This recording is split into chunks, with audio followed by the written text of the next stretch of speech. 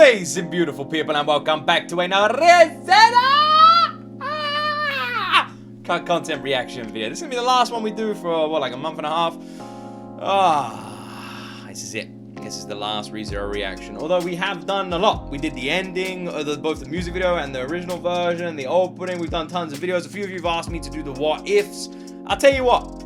Let's get to 100,000 subscribers. I'll do all of them. Okay, so subscribe. Subscribe. We're so close, man. We're so close. We're what, like 6,000 and something away. Look at it. Look at that. You can't really see it on the camera, but right there, that is a plaque, and it's all alone and sad and needs a friend. Let's get one up there.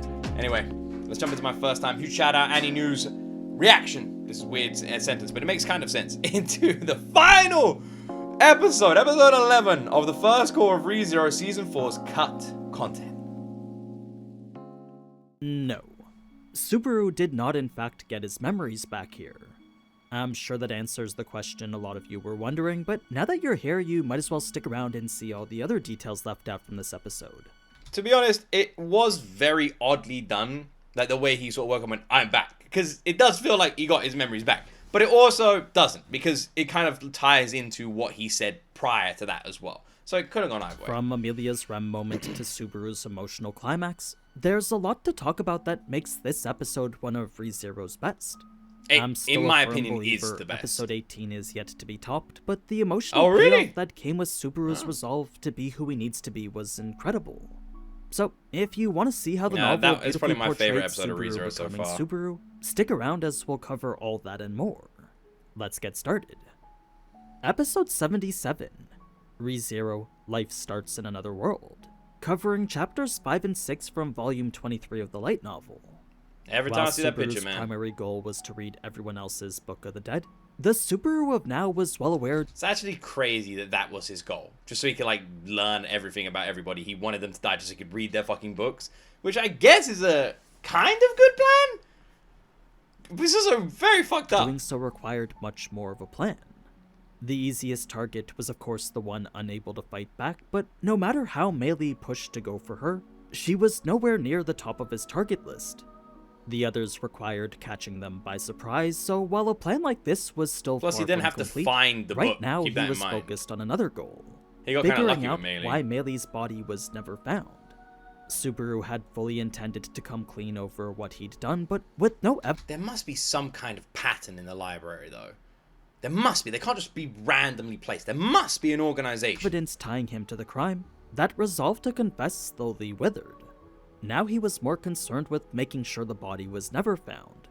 It was a decision he wasn't entirely happy to be making, but with Amelia fully intent on finding Meili no matter what, Subaru knew he'd never have peace of mind until Meili's corpse was gone completely. And without peace of mind, Subaru's plans of securing a future for himself would never be achieved. So his plan right now was to find the body, bring it out to the desert, and bury it. Well, as we saw, Subaru would fall for the oldest trick in the book, returning to the scene of the crime, Yeah, you assuming returned, what bro. everyone said at dinner was the truth. Turns out it was all just a trap, an elaborate bait starting with Amelia. She was the person Subaru fully thought was the easiest to trick, but in actuality, she was the one who saw through his performance first. So, Subaru hadn't been able to play Subaru well enough, and the idea of not being able to be even himself really got to him. Now his thoughts reverted back to violence, fully intending to do to Ram what he had done to Meili. It was no difference to him whether his victim count was 1 or 2, and part of who he was now a professional killer. So, with Meili pointing out the weakness that was the imbalance on Ram's left leg, Subaru felt fully confident that with a seasoned veteran guiding him, he could easily kill Ram. Unfortunately, Amelia would jump in to stop that, leaving Subaru's fate completely in her hands. He wouldn't have been able to beat Ram anyway. Like, if anything, Amelia saved him, not Ram. Like, he got fucking lucky. Can you imagine what would happen if he put a hand on Ram? It was here that Subaru would ask what it was that gave him away, wondering why, if Amelia knew, why did she still put her hopes into him anyway? Subaru wanted to know what it was that differentiated the old him and the new him, but the only answer he got was that what exposed him then was the same thing exposing him now. Now, as for why it was only Ram and Amelia here, well, with Amelia not knowing how the others might react, She had asked Beatrice to keep Julius and Eridina distracted. When Ram suggested that Subaru could very well be Capella, the part of him that was Melee twinged from the terror she'd previously experienced from her. The way she manipulated her life brought with it a terrible feeling Subaru unfortunately briefly experienced himself. I didn't think about that. That was the person Ram convinced her. I didn't think about that at all, but obviously we know it's completely impossible because we can see inside of his head, but it makes sense that they would immediately jump to that conclusion, but I didn't think about it when they mentioned it in the episode too much. She was dealing with, as it was the only believable solution given the circumstances. The excuse of lost memories was unacceptable, leading Ram to the aggressive action we saw in the anime. Yeah. Her expression did look more on the pain side though, her eyes literally on the verge of tears as she questioned for answers. Yeah, it makes sense. Subaru didn't know what to say that would help either her or him. Think about it like you have this connection to your sibling, someone you love, someone you connect, but you don't remember them, but you know they're your sibling. And there's one person in the world who has all their memories, who carries them. And then one day they lose it all. I can't ever imagine acting angry towards that person. It's not their fault. But I can imagine Ram acting angry. What he wondered instead was if perhaps the other Subaru knew. Would the Subaru they knew have been able to find the words which Where would is that prevented this Subaru? Where is from he crime? right now? What's he doing? It was he then in there? that Ram would knock Subaru unconscious, the aftermath of which was different in the novels. You see, where in the anime Amelia's cage was broken, in the novel Subaru managed to slip out by dislocating his shoulder. The cage was still there, fully intact, indicating Amelia and Ram probably just left him here.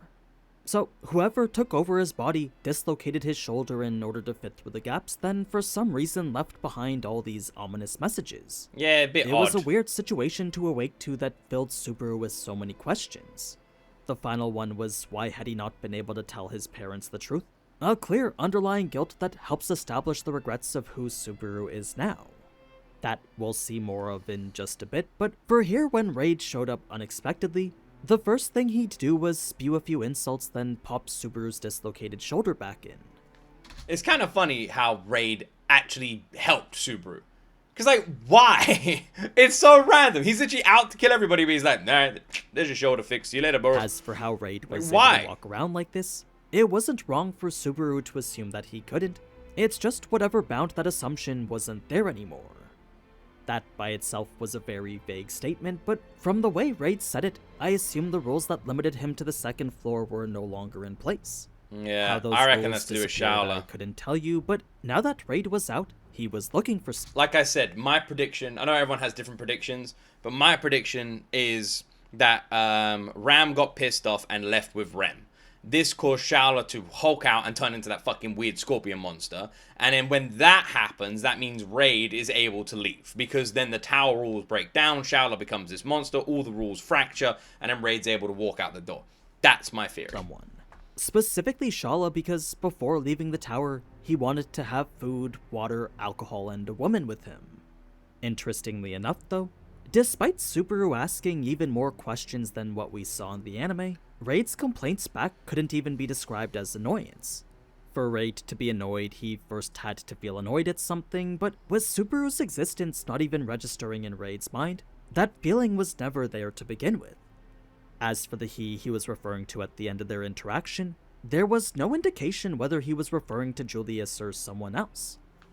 Yeah, I wondered about that. Because to me, it doesn't feel like Julius. Here he comes. I don't feel like that is Julius. But if it's not Julius, who the fuck is it? Said, with Julius being the one he wanted to take care of, Raid would spew one last insult before joining Julius. The title of weakling wasn't one... Because he said, here he comes. Julius didn't come anywhere. Like, pause. But he didn't. He was stuck in a hole fighting some fucking monsters. It's not like he was on his way. So who the fuck is coming? Pause. He was giving to Julius, but rather Subaru, since there Julius was fighting for his life, yet Subaru was cowering above doing nothing. And it's like he Excuses were the expected only it. thing Here he they were comes. good I at, knew he since would. in situations like these, excuses were the only things they could muster. Now, it's here we get quite a bit more behind Julius and Raid's interaction with each other, including a bold quote hammering home who Raid was. After Julius asked the basic question of why Raid was here, Raid would answer by saying he and everyone else needed to focus on the more important questions. Questions like what's the best trick to being popular with the ladies, what's the best brand of booze, and finally, why was he so strong? Well, the answer to the first was looks. The second, a liquor called Gramhild, then the reason Raid was the strongest in the world was because he was him. Oh, He that's what. confidently Oh, declared shit! So, all while easily dismantling the entire body of one of the That's why. Whoa. Huge twist. Write that down. Write that down. That's crazy. Never saw that coming. centaurs. You'd think the wooden chopsticks he was using would have caught fire on the centaur's flames, but Raid was moving them so fast that they didn't have the chance to catch fire. Raid's true objective was Julius, though, saying whatever was necessary to get him to engage. To Julius, fighting Raid was ridiculous, though, since with mobbies coming out of nowhere and the tower's state quickly deteriorating, he would suggest the two join forces and fight together. Yeah, it makes sense. To Raid, the mob beasts were less annoying than Rain, since where the Rain was at least effective in messing up his hair a bit, the mob beasts posed literally zero threat to him at all. It was the irrational logic only someone as powerful as him could have. I love Julius's that. exposure to it would finally What? bring out the emotion Raid Literally being like, fight the mob beasts. Why? was looking for, leading Raid to strike him first. Both still had to deal with the mob beasts that were hunting them, yet one was focused on their target while the other simply on surviving. It was a grim situation turned even more grim when Raid managed to land a kick on Julius. This gave the mob beasts the opportunity to take him out now, forcing Julius to put everything he had into evading. The thing is, even now, Raid could tell Julius wasn't getting serious, and that to Raid was unacceptable. So, Raid would send flying the dozen centaurs that were chasing Julius, chopping them up to bits all in a span of 2 seconds. Now the two could focus only on each other, but if Julius wasn't going to provide the entertainment Raid was looking for, Raid was ready to just leave. As far as he was concerned, everyone except for Amelia was boring. So Raid just wants a good fight at the end of the day. This is a guy who's top of his game. He thinks maybe he can get it from Julius if he goes all out. And when he was fighting Julius, he was focusing on the mob beast. So he was like, right, fuck it, I'll get rid of him. Come on, let's fight, bro. Come at me. Watching all this, Subaru now knew that even if he did sneak up on Julius, never would he be able to beat him. He understood now that reading Julius's Book of the Dead was impossible. That's when Melee would step in to say this was the perfect opportunity to do so, since with more mobbies spawning from below Julius, all Subaru had to do was nothing.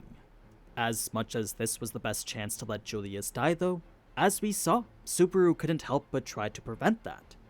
It was then that Julius would entrust Subaru with some responsibility, leading to his encounter with Beatrice and Aridina.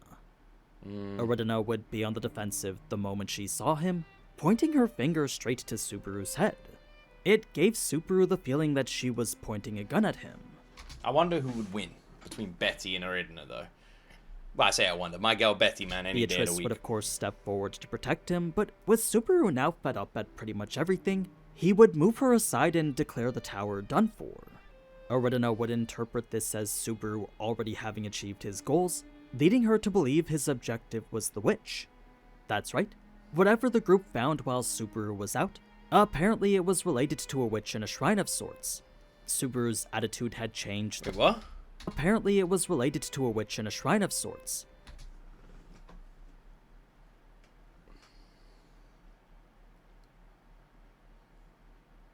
Whatever the group found while Subaru was out was related to the witch in the shrine. Now, we know what fucking witch is in there.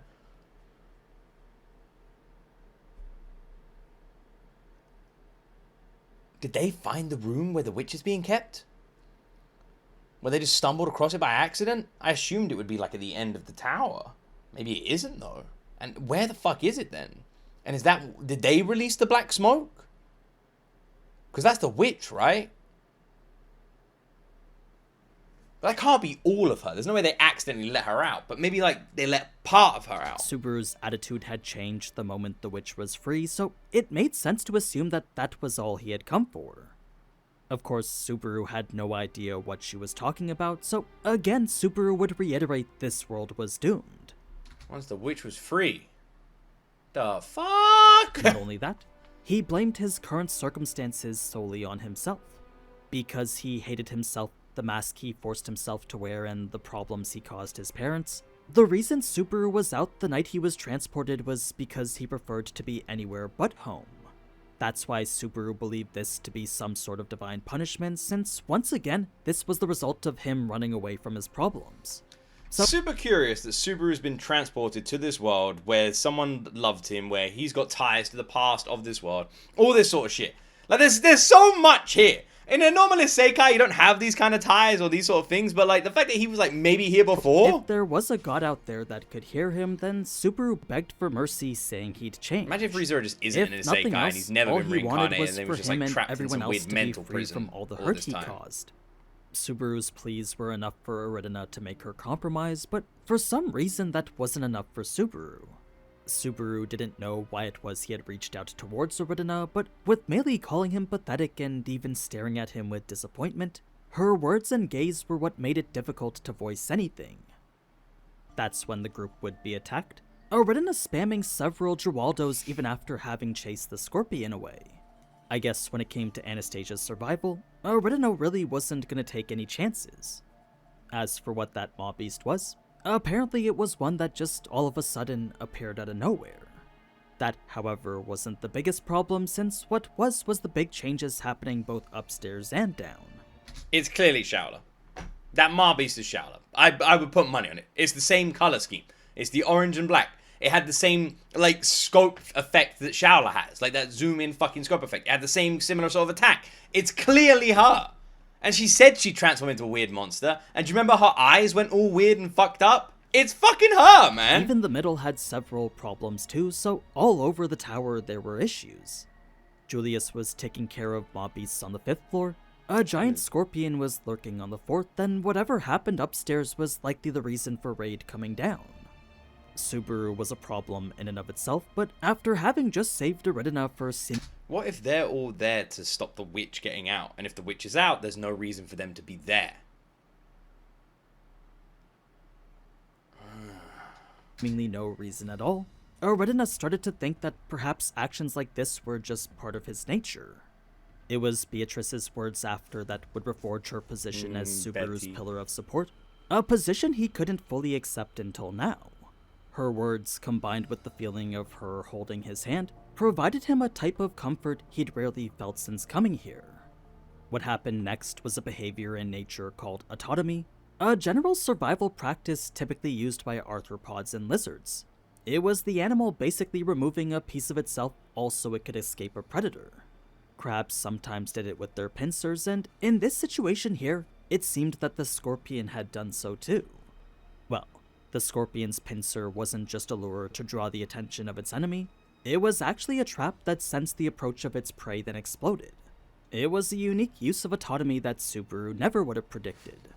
Still, Subaru blamed himself anyway, since had he not let his guard down amongst Beatrice's hopes and Aridina's acceptance, Subaru felt that perhaps he could have predicted this trap. So, with yet another hardship adding to the many, Subaru wondered if this was just the world showing him he was incapable of growing.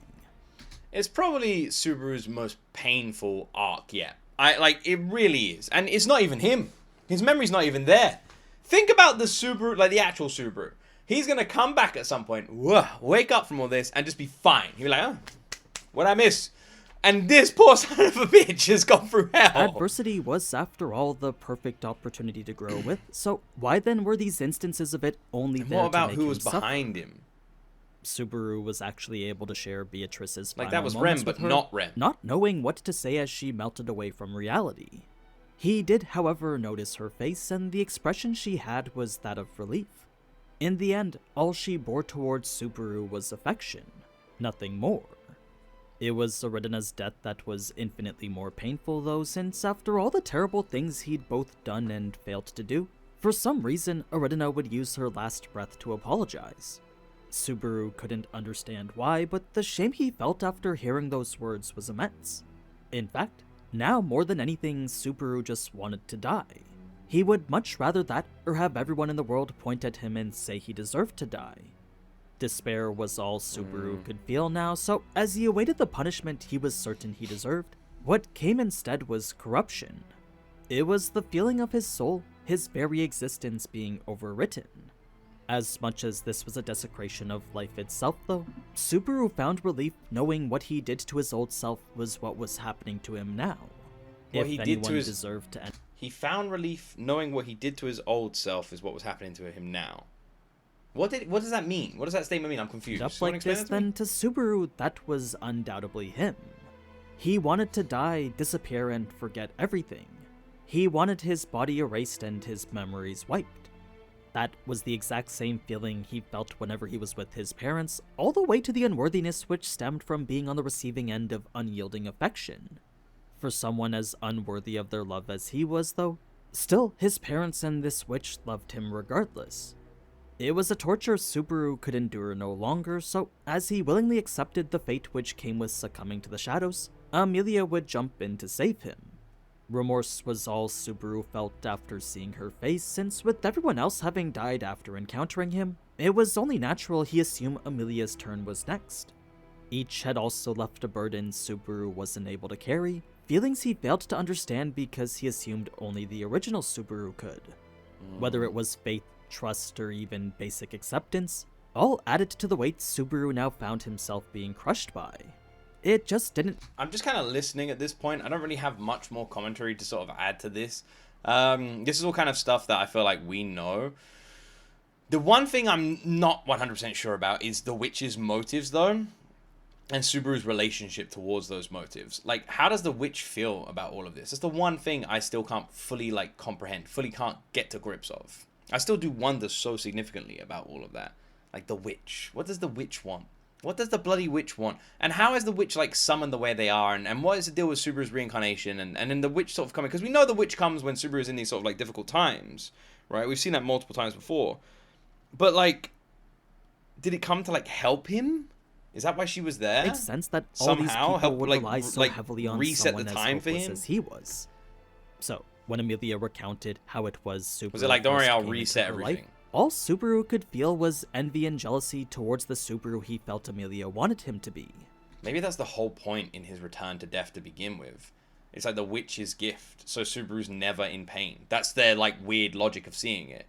It's like, no matter how many times things go badly, Subaru, don't worry, I'll always be there to fix it for you. Something like that. His heart wouldn't allow him to accept that Amelia was accepting him the way he was, and instead saw it as her expressing a wish for the real Subaru to come back. He couldn't be the Subaru Julius entrusted, he couldn't be the Subaru Beatrice believed in, and he couldn't be the Subaru Aridina forgave. Now that Amelia was giving him this glimpse into what the old Subaru was capable of too, that was just another person Subaru couldn't be. So, as he expressed his disgust towards the person he felt he really was, what it all came down to was the feeling of being unworthy of anything. Not to walk beside them, and certainly not to carry their hopes like that. Amelia would help him to see that he was all those things and more, confirming it was in fact the Subaru she was looking at now that made everyone feel the way they did about him.